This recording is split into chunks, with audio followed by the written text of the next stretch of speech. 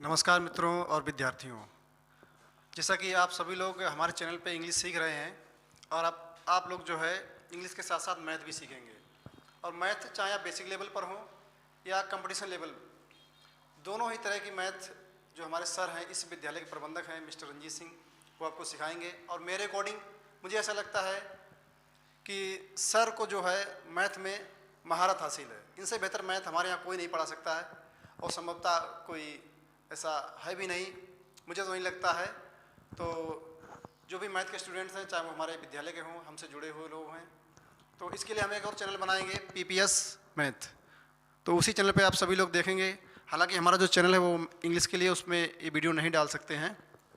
फिलहाल एक दो वीडियो डालेंगे इसी में, फिर उसके लिए हम एक अलग से चैनल क्रिएट करेंगे। Good morning students. चूँकि सुबह में वीडियो शूट हो रहा है तो इसलिए आप सभी लोगों को सुप्रभात।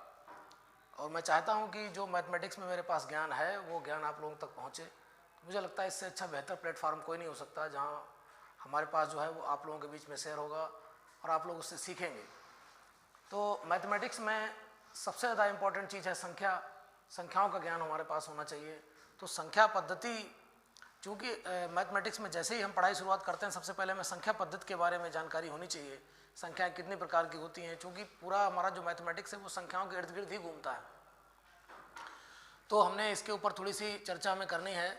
तो संख्या पद्धति में हमारी जो संख्याएं हैं वो 9 प्रकार की हैं मुख्य रूप से। और इनमें से सबसे पहले नंबर 1 पे आती है प्राकृतिक संख्याएँ। चूँकि जब दुनिया बनी या इस संसार में जब इंसान का उद्भव हुआ तो उसने चीज़ें जो लेनी देनी शुरू करी, तो उसने एक चीज़ दी, बदले में एक चीज़ ली, इसलिए इन संख्याओं को हमने नाम दिया प्राकृतिक संख्याएं। और चूंकि जीरो का वहाँ कोई मीनिंग नहीं था, तब पढ़ाई लिखाई का इतना आविष्कार नहीं हुआ था, तो प्राकृतिक संख्याएं हमारी 1 से शुरू होती हैं। 1 2 3 4 5 6 7 8 9 10 11 12 डॉट डॉट अनंत तक जाती हैं। मतलब उसका कोई अंत ही नहीं है, वहाँ तक आपको जाना पड़ेगा।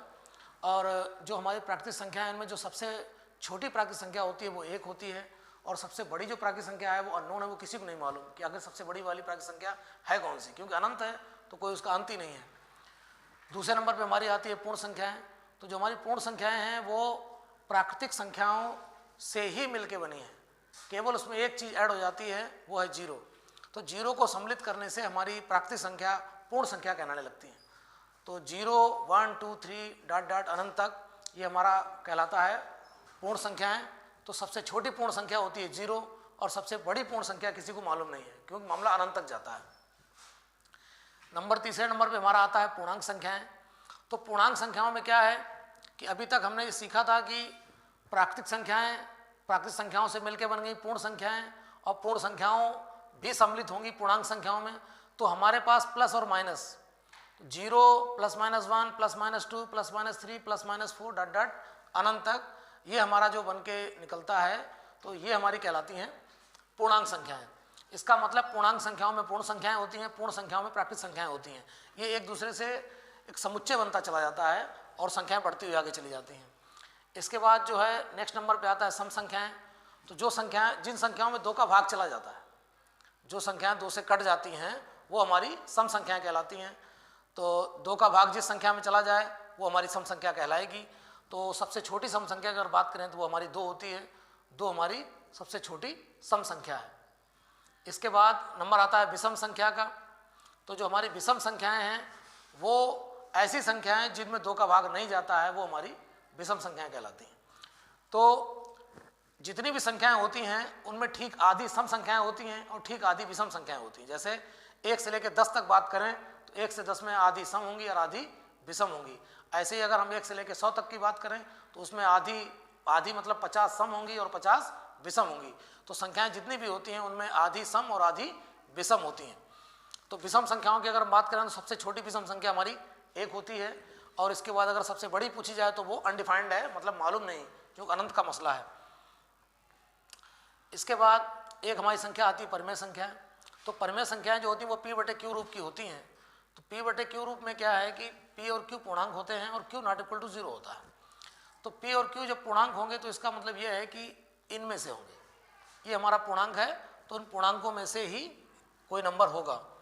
यहाँ q जो है वो 0 के इक्वल बोला था कि q नॉट इक्वल टू 0 होना चाहिए, क्योंकि अगर जीरो ये हो जाएगा क्यों, तो ये चीज़ अनंत बन जाएगी, इसका मतलब ये अनडिफाइंड हो जाएगा, फिर परिमेय संख्याएं की जो डेफिनेशन है वो फेल हो जाएगी। तो जीरो को छोड़ के बाकी जो भी है वो सब का सब परिमेय संख्याओं में आता है। तो इसका मतलब मोटी मोटी परिभाषा इसकी ये हुई जाके कि P बटे Q में P और Q हमारे जो है पूर्णांक होते हैं और Q जो है जीरो नहीं होना चाहिए। तो इसके बाद अपरिमेय संख्याओं की बात आती है।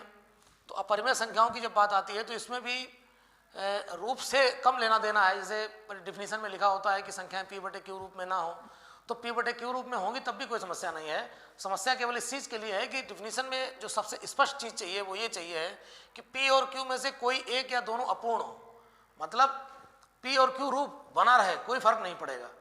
शर्त यहाँ पर यह है कि P और Q पूर्णांक नहीं होने चाहिए। P या Q में से कोई एक या दोनों अगर अपूर्ण हो जाते हैं तो वो हमारी क्या कहलाती है, अपरिमेय संख्या कहलाती है। जैसे मैंने उदाहरण दिया है, इसमें आप देख रहे हैं P पूर्ण है, Q अपूर्ण है। इसमें देख रहे हैं आप P पूर्ण है, Q अपूर्ण है। इसमें P और Q दोनों अपूर्ण है। तो अगर इसको देखा जाए तो इसको हम इस तरीके से कर दें तो और ज़्यादा क्लियर हो जाएगा मसला। यहाँ पर P पूर्ण Q अपूर्ण, यहाँ P अपूर्ण Q पूर्ण, यहाँ पर P और Q दोनों अपूर्ण। इसका मतलब यह है कि इन दोनों में से कोई एक या दोनों अगर अपूर्ण स्थिति में पहुँच जाते हैं तो वो संख्याएं हमारी क्या कहलाती हैं, अपरिमेय संख्याएं कहलाती हैं। इसके बाद आता है नंबर वास्तविक संख्याओं का। तो जितनी किताबों में हम लोग पढ़ते हैं, क्लास जब से हमारी पढ़ाई शुरू होती है, क्लास PG से लेके और जहाँ तक हम पढ़ाई करते हैं, उस दौरान किताबों में जो भी संख्याएं हमें दी होती हैं वो सारी संख्याएं हमारी जो है वास्तविक संख्याएं ही हैं। इसका मतलब जिन्हें हम जानते हैं, पहचानते हैं, वो सब हमारी वास्तविक संख्याएं ही हैं। इसके बाद नंबर 1 आता है काल्पनिक संख्याओं का। नेक्स्ट नंबर जो है काल्पनिक संख्याओं का। तो काल्पनिक संख्याएं जो होती हैं वो A+IB रूप में होती हैं। इनका फॉर्मेट ये है कि जब आप BSc वगैरह करते हैं तब वहाँ एक बुक चलती थी इमेजिनरी नंबर्स करके, तो उसमें हमारी काल्पनिक संख्याएं हमको पढ़ाई जाती थी। तो वहाँ पर A+IB रूप में होती हैं। तो यहाँ पर A और B पूर्णांक होते हैं और I जो है is the notation of imagination, मतलब इमेजिनरी नंबर का नोटेशन था वो। इसमें कुछ चीज़ और छूट गई है, एक छूट गई। तो भाज्य संख्याएं वो होती हैं जिनके 2 से ज़्यादा गुणनखंड हों। जैसे 4 है, 4 के गुणनखंड करते हैं तो 1 2 4, इसका मतलब 3 आ रहे हैं, 2 से ज़्यादा हैं। 9 के कर रहे हैं तो 9 के भी 2 से ज़्यादा आ रहे हैं। इसी प्रकार से हमारी अभाज्य संख्याएं जो होती हैं उनके केवल 2 गुणनखंड होते हैं, केवल 2 गुणनखंड। इसका एग्जाम्पल भी लिख दें सामने। सबसे छोटी होती है 2, सबसे छोटी अभाज्य संख्या होती है 2, क्योंकि इसके अगर गुणनखंड करेंगे 2 के तो 1, 2 निकल के आते हैं। अगर हम 3 का करें तो इसके 1, 3 निकल के आते हैं। तो जितनी भी अभाज्य संख्याएं होती हैं, अभाज्य संख्याएं अगर हैं तो उनके सिर्फ 2 गुणनखंड होंगे, और अगर हमारी संख्या भाज्य है तो उसके 2 से ज़्यादा होंगे। 2 से ज़्यादा मतलब ये है कि गुणनखंड उसके 2 भी हो सकते हैं, 3 भी हो सकते हैं, 4 भी हो सकते हैं, 5 भी हो सकते हैं, 6 भी हो सकते हैं। तो वो उसका कोई लिमिटेशन नहीं कि कितने हो सकते हैं, लेकिन 2 से ज़्यादा होंगे ये गारंटेड है। तो संख्याएं ओवरऑल यहाँ पर जो हमारा बदल गया क्राइटेरिया 11 प्रकार की निकल के आई हैं। तो 11 प्रकार की संख्याएं जो हैं आपको आनी चाहिए, तब आप मैथमेटिक्स में बेस से काम कर सकते हैं, आप पढ़ सकते हैं, समझ सकते हैं। अगर इन 11 जो संख्याएं हैं इनकी समझ नहीं है तो इसका मतलब ये है कि आप मैथमेटिक्स की शुरुआत ही बेहतर तरीके से नहीं कर सकते हैं। तो इसको पढ़िए। नेक्स्ट टाइम हम एक और वीडियो इसके साथ ही जोड़ेंगे। बहुत बहुत धन्यवाद।